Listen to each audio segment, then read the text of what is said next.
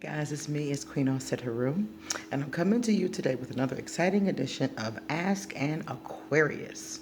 Okay, so someone left me a message and left me a very interesting question.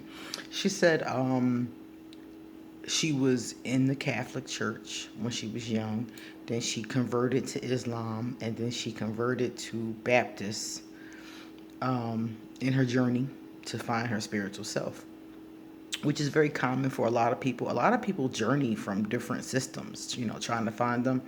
When I was researching spiritual systems at 13 years old, the first thing I decided was that I was not initiating into any system until I was 100% sure that's the system that I wanted to be in. I didn't find that until I initiated as a priestess of Mayat many eons later in my 20s. So I think I was about 27 by the time I finally settled on something, and I started at like 13. So it took a while.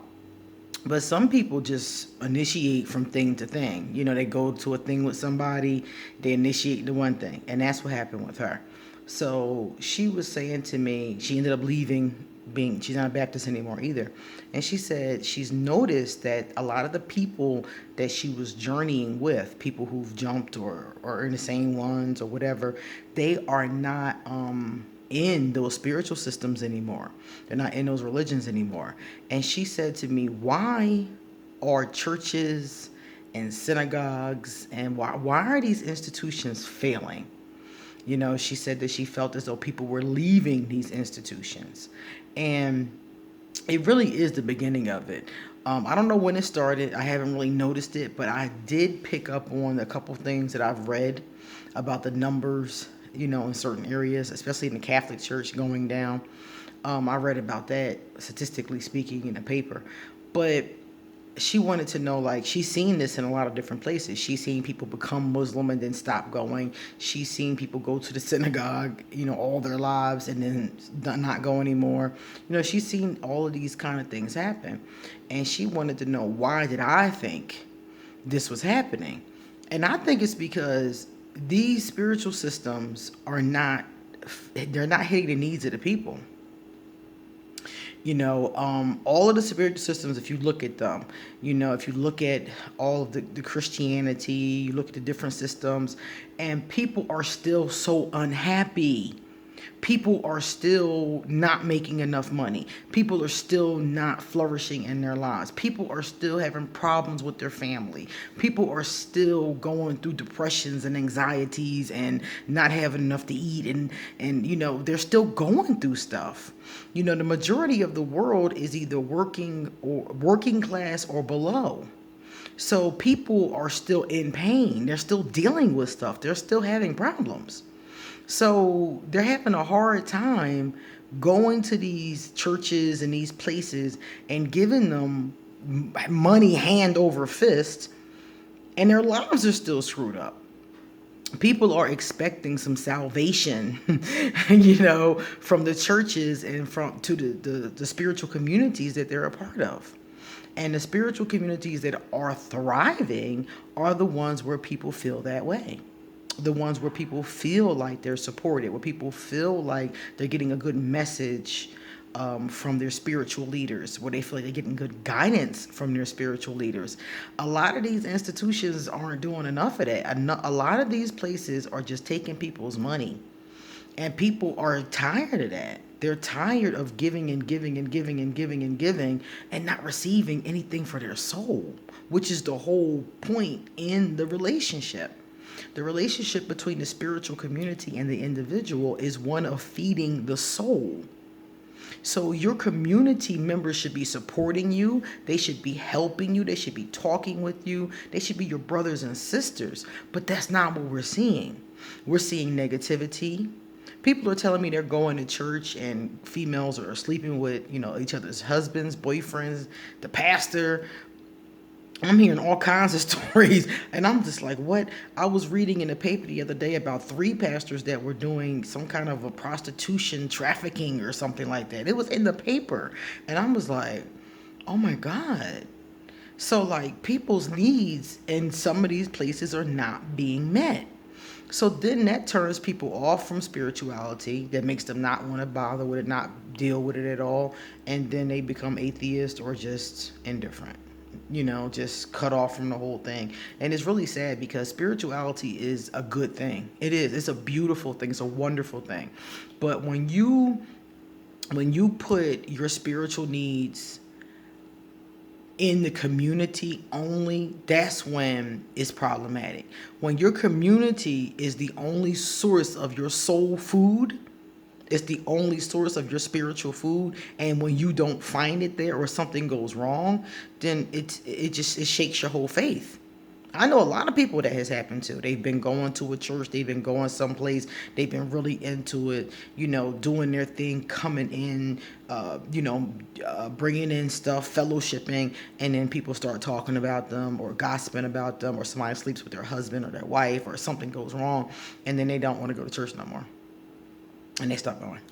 And their whole relationship with God stops. And that's where I say, if you want to stop your relationship with your spiritual community, that's fine. If you don't want to have a spiritual community, that's fine. I am a solitary witch. And what does that mean? That means I worship by myself. I'm a priestess. And many priestess are, a lot. Let me explain this to you. A lot of times I use these terms interchangeably. The term witch, the term priestess, the term shaman, the term what other ones? Medicine woman, the term. It's a number of them like that. All of those terms mean somebody who's a spiritual leader. So I do use the terms interchangeably. You may hear me say any one of them at any given time. All these people are spiritual leaders and they're magic workers. Period. A priest, a priestess, a shaman, a witch. That's what we do. We're magic workers. We're spiritual leaders. Now, we're all from different cultures and from different paths, and we do different things. Some of us, have totally different ideas and belief systems, but we're all still doing the same kind of thing. Okay, so that's why I use them interchangeably. But my real term would be priestess. That's the term that I would go by. If we were in HE commit right now, I would be priestess all set. So, but when one of the things that I've learned about as I do witchcraft, as I learn hoodoo and things along those lines, I just find we're all doing the same thing, so I just kind of interchange them. Sometimes people say witch, sometimes people say priestess. I answer to both. I answer to whatever. Anyway, I answer to healer, I answer to teacher, I answer to a lot of different titles. So just pick one, basically. So, I worship alone. I didn't always. I have had a coven before, which I'll discuss in a whole different video. That's a whole video. But I now, at this point in my life and for the past couple years, I've worshipped alone. And before the coven, I worshipped alone. And so I do my rituals, and I build my altar. Here's my altar, one of my altars right here. And, I come to my altars, I do my work. That's my little altar. My big one's in the other room. And I come to my altars and I do my work. And I do my prayers, I do my meditations. Sometimes I sit on the floor or the couch or the bed. I do my work every day by myself. So I don't go to a church. I don't go to a temple. I don't go to a synagogue. I don't go to a center or a place to have God. God lives with me. Live right here in the house. And when I need something or to do something or when I want to give praise, I just come right to one of the altars and do my thing. So your relationship with God is not dependent upon the community. That's just the fellowship aspect of it. You're supposed to have an independent relationship with whoever your creator is. I don't care who your creator is, what spiritual system you're talking about, who you call them Yahweh, whatever you call God, you are supposed to have a relationship with them independent of the community. And when you are certain communities, it's also part of them to fellowship. And our community, we don't have to fellowship, is what they call it. But Christians are supposed to fellowship. They're also supposed to convert and talk to people and stuff like that. But let's not go down that road. Let's just say that they're supposed to fellowship. Okay? Now, the fellowship aspect, like I said before, is an important aspect, but it's not the only aspect. So when a person leaves the church or they get disenchanted with the church or kicked out of the church, all of a sudden they don't have a relationship with God anymore. And that's not good. You're always supposed to have a relationship with your creator. And my life hierarchy goes like this: Goddess, me, my daughter. Everything else trickles underneath that. So your higher spiritual system, your supreme being is supposed to be first in your life, and nothing should shake that. Nothing should come between that.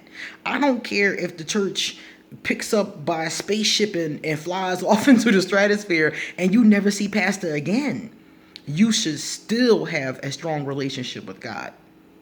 If you're a Muslim or whatever the case is, if you're praying, if you're a Buddhist and you're, chanting, meditating, what you're doing is communicating with God, not with your brothers and sisters. It's not for them. You're just doing it together with them sometimes. And sometimes you should be doing it by yourself. So I just wanted to put this part out there because a lot of these churches, a lot of these places that people are going to are failing them. They are taking advantage of them. Somebody told me they gave the church like $2,000 in a month. I was like, what? Now, mind you, I don't see anything wrong with tithing. I don't see anything wrong with giving donations to your church either. Because in ancient times and all throughout history, the spiritual leaders are always taken care of by the community or by the government. They never work a job and do spiritual work. You really can't do both. I do both, but only a little bit. My job is to teach English. So I do it, but it's really just like a side job, and it's easy. I'm sitting down, and it's temporary also. It's hard to work a full-time 40-hour a week, 9 to 5, and be a spiritual leader at the same time. So it's always been like that. The priestess, the priest, whoever it was always taken care of by the community and or the government. That's not unusual to me. So to see a church getting tithes and they're using it to pay the pastor's salary, that's not unusual to me. That's the way it always, to me, it's the way it's supposed to be. That's fine. But when your tithes are extremely high, or when you're poor and giving all your money to the church, or when they tell you to bring your W-2 form in so they can make sure you're giving them enough money, or bringing your tax return so they can make sure that you're giving them enough money, that's when I draw the line. People should give, or if they're paying you for your services, that's fine. Like, people pay me to get readings, that's fine, but I'm not going to charge them $2,000 per reading. At a certain point, you're taking advantage of people. And you know that. If you're going into church and saying, to poor people, donate $1,000 this month, and they lights got cut off. What? Like, this is where the breakdown is coming in at. There's some common sense not happening here. There's some bad stuff happening here, and it's not happening everywhere, because I know some of you are going to hit me up and be like, well, my church doesn't do that. I understand that, and you got a good place to go. As long as your church is not taking advantage of you, or your system, your temple, wherever you're going, I don't care what it is. If they're taking advantage of you in any way, it's a problem. If you're going to a priestess and she's charging you $2,000 per reading, there's a problem. If you're going to a witch and she's charging you $20,000 per spell, there's a problem. If you're going anywhere and you're being financially exploited, there's a problem.